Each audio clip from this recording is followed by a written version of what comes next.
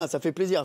Franchement, je l'aime beaucoup. Je suis très content qu'il soit là. Mais vous pouvez dire que c'est une mauvaise idée. Je me rappelle à l'époque, on a dit plein de fois qu'il y avait des chroniqueurs, c'était une mauvaise idée. Alors, bonne idée ou mauvaise idée, l'arrivée de Jean-Pascal dans Touche pas, dans Touche pas mon poste l'année prochaine. Et pour l'instant, dans C'est que du kiff. Je vais donner la parole, car je suis extrêmement galant.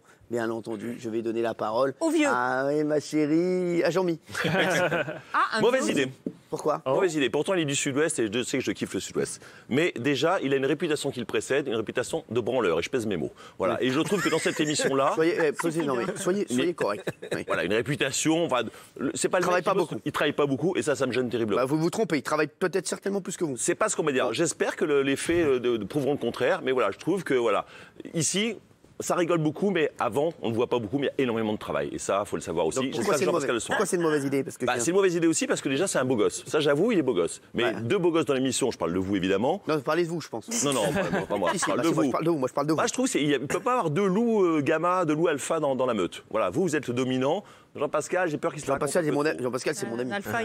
Il est très sympa, mais moi, on a déjà parlé avant l'émission, faire du golf, à Biarritz, etc. Mais voilà. Et puis deux, c'est malheureusement, voilà, il s'appelle Lacoste, et pas de ma faute quand même, si Lacoste c'est un crocodile, les crocodiles c'est connu pour avoir une grande gueule et des petites couilles. Donc j'attends de voir.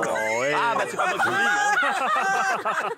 Ah bah oui, lisez les livres. Moi je peux plus vous blairer. Vraiment, je peux plus. Ouais. Alors allez-y, elle lève la main depuis tout à l'heure. Ça fait 2 heures qu'elle lève la main, même pour rien dire. Oui, allez-y.